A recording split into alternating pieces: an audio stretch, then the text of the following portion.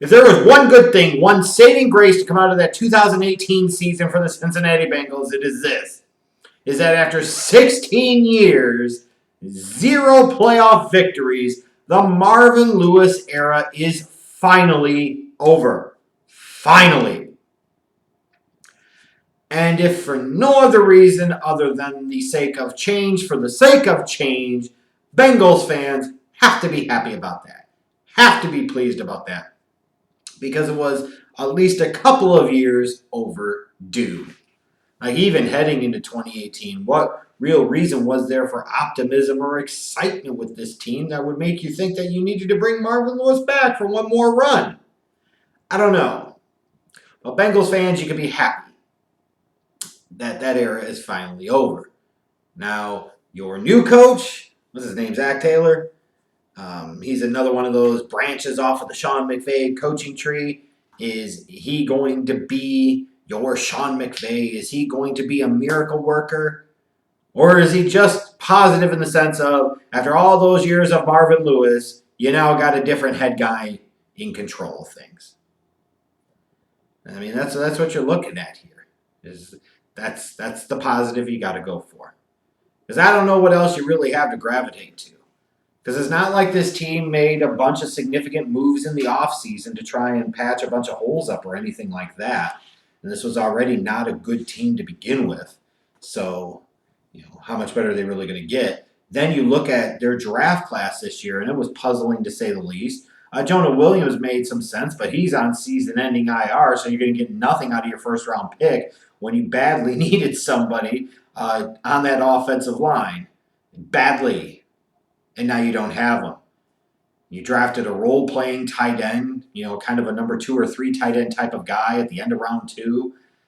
What's the most you're going to hope for out of this draft class? Is that Ryan Finley's going to get some tick? Ryan Finley's going to get some playing time sometime this year, so that way you could see what, if anything, he brings to the table? I mean, maybe it's because we're getting really close to the season starting. I got a crap ton of these videos to do still for the purposes of being able to say that I actually did them all. But, I mean, let's just keep it real. What real strengths do you see on the Bengals? Even if you would say, well, they have A.J. Green. Well, that's great. But he's probably going to miss, a few weeks of the season with his injury? They got Joe Mixon. Okay, that's cool. They got one dude. Their defensive line's pretty good. Okay, that's one unit. Your linebackers are still questionable. Your secondary's shaky. Offensively, your offensive line's questionable. Are you ever going to get anything out of John Ross? Probably not. I mean, you got Tyler Boyd. I guess that's okay. But, I mean, realistically, what are you pinning your hopes on? Fucking Tyler Eifert staying healthy? Yeah. In your dreams. Good luck with that. I mean, when you talk about question marks of this team, you're still relying on Andy Dalton to be your starter. Like, this should be over and done with, and yet it's not. And maybe it's the best formula for the Bengals because they've got the new offensive-minded head coach.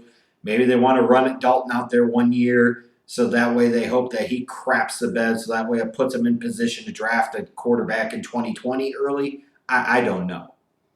But, I mean, when you look at this team, if they have any chance of being productive or doing anything worthwhile this year, they got to make some hay early on in the season, like weeks 2 through 5. They host San Francisco, then they go to Buffalo, to Pittsburgh, host Arizona. Got to win both of those home games, and you would hope you would at least win the Buffalo game in Buffalo. If you do that, then you've won 3 out of those first 4 games, and even if you lose week 1 to the Jets, you're looking at a 3-2 start to the season. Gives you a little bit of a little bit of hope, a little bit of positivity. But I just can't imagine it lasts that long. Like you look at the week 10 to 12 schedule, you got to host Baltimore, and then you got to go to Oakland to come back and host Pittsburgh. I'm sorry, I just don't freaking see it with this team. Like, they could go out there and totally surprise you, sure. But based off of what? Andy Dalton all of a sudden, in his 9th year in the league, is going to figure it out? That seems to be asking for a hell of a lot. You're asking for Tyler Eifert to stay healthy? That seems to be a bit of a stretch. You're expecting the offensive line magically to be so much better than it has been in previous years. You're expecting that defense to play up to levels that it had played up to a few seasons ago, but it does no longer. Just too many holes, too many questions, too many issues with this Bengals team to have any real reason for optimism. And if anything, they should be starting Ryan Finley from day one to find out what the hell he has and have found a way to either trade or dump Andy Dalton.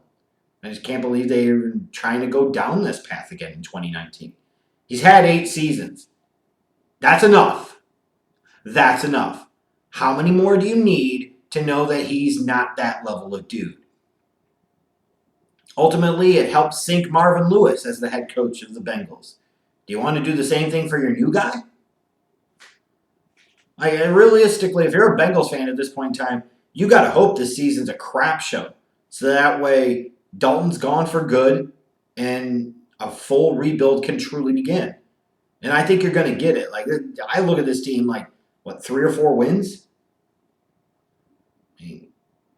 I don't see it. Like I said, I just don't see it. Could be wrong.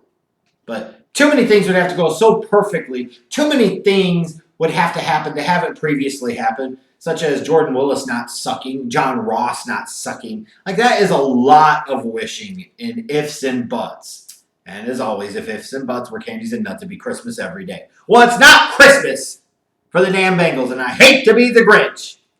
But I'm just saying, they suck, and we all know it.